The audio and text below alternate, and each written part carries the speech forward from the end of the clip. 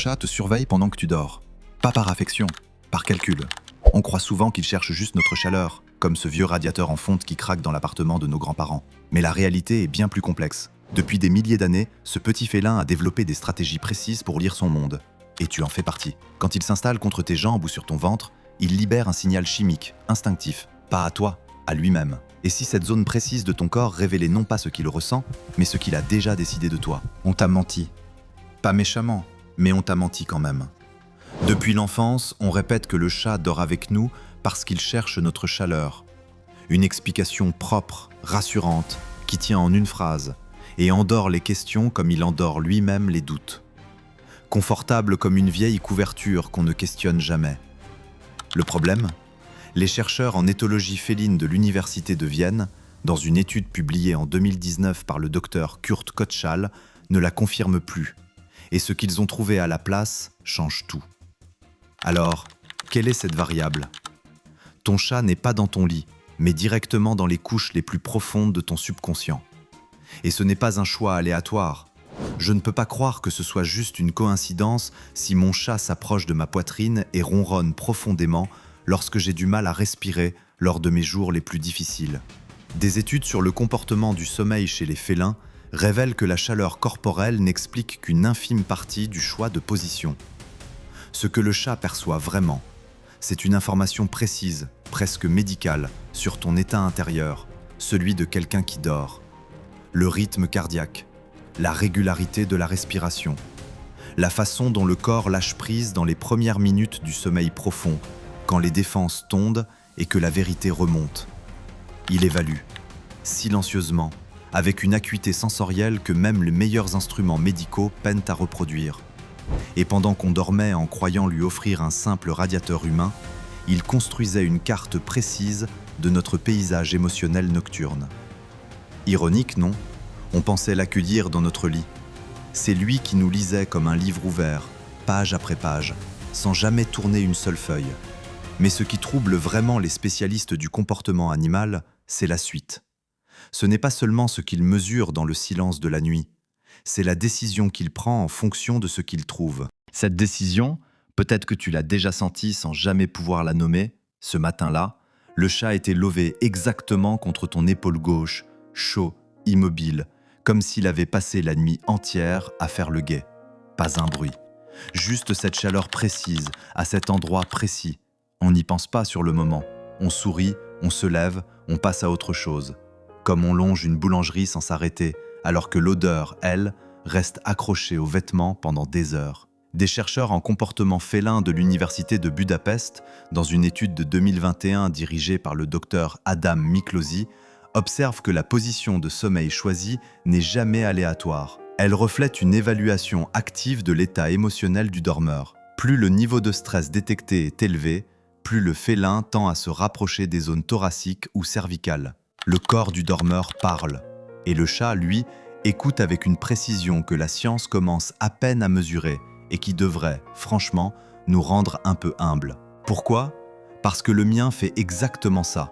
Il choisit toujours la même zone, ma poitrine, sans que je comprenne encore vraiment pourquoi. Ce n'est pas de l'instinct brut, c'est quelque chose de plus troublant, une régulation mutuelle, silencieuse, que personne n'a choisi consciemment et qui fonctionne quand même. Comme ces vieux couples qui, sans un mot, se retrouvent toujours à la même table du même café, un dimanche matin de novembre. Le corps sait avant que la tête comprenne, et c'est là que tout bascule.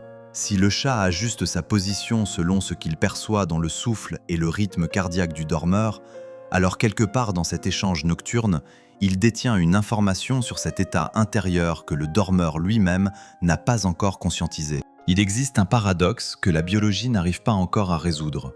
Le chat est un prédateur solitaire, et pourtant, la nuit, il choisit de ne pas l'être. Des millions d'années d'évolution ont sculpté un animal conçu pour la solitude, la vigilance, l'autonomie absolue. Et cet animal-là pose sa tête sur une poitrine humaine et ferme les yeux. Quelque chose dans cette image dit bien plus que ce qu'on croit voir.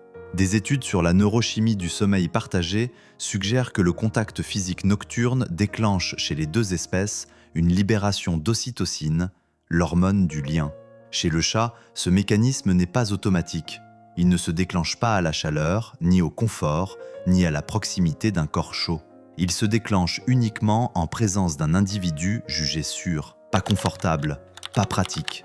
Sûr, et rien d'autre. J'ai compris ça le soir où quelqu'un que je connaissais à peine a dormi ici. Mon chat n'a pas approché, pas une fois, mais avec moi, chaque nuit, même zone, même silence. Il avait déjà décidé.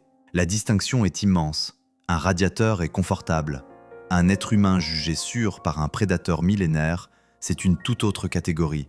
C'est un verdict, rendu en silence sans que personne n'ait eu son mot à dire. Une créature qui ne parle pas, qui ne ment pas, qui n'a aucune raison sociale de ménager qui que ce soit, a décidé que cette personne était digne de confiance. Laisse cette phrase entrer, parce que la question qui vient après est peut-être la plus difficile.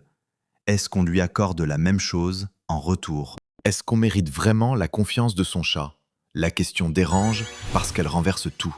On a l'habitude de se demander si un animal nous aime, si on le comprend bien, si on s'en occupe correctement. Jamais si on en est digne. Et pourtant, c'est exactement ce que lui évalue chaque nuit, sans bruit, avec une objectivité qu'aucun être humain n'est capable d'atteindre. Pas même les gens qui nous connaissent depuis l'enfance. Des recherches en psychologie animale suggèrent que les félins domestiques développent un attachement sélectif. Un lien qui ne se forme pas automatiquement, qui ne s'achète pas avec des croquettes premium et qui peut se rompre en silence, sans explication. Contrairement au chien, le chat ne pardonne pas par réflexe. Il recalcule. Si quelque chose change dans ton comportement, dans ton rythme, dans ta façon d'occuper l'espace, il le détecte avant même que tu en sois conscient. Il me suit partout dans l'appartement. Et quand quelque chose d'inconnu arrive, un bruit, une voix, il tourne la tête vers moi en premier. Pas pour fuir, pour lire ma réaction.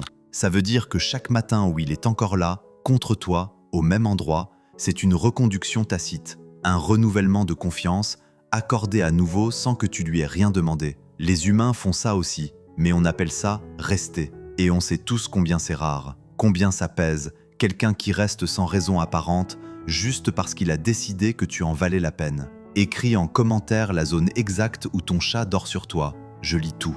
Il dort avec toi ce soir, pas parce qu'il n'a pas le choix, parce qu'il a évalué, recalculé et renouvelé, chaque nuit.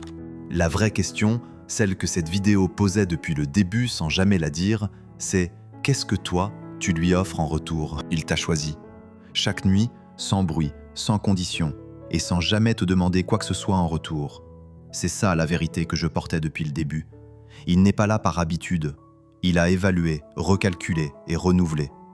Ce verdict silencieux, accordé dans l'obscurité pendant que tu dormais, c'est peut-être la forme la plus honnête de lien qui existe. On passe sa vie à chercher des gens qui restent, qui ne calculent pas, qui ne partent pas au premier nuage. Et là, à côté de toi, il y en a un, petit, silencieux, avec des moustaches, ce qui lui enlève peut-être un peu de crédibilité, mais pas beaucoup. Ce qui reste, c'est ta réponse. Un lien se construit dans les deux sens. Il existe 7 gestes précis, quotidiens, que ton chat attend de toi en silence. 7 façons de lui dire ce qu'il ne peut pas entendre en mots. La plupart des gens ne les connaissent pas encore. Demain matin, tu peux changer ça.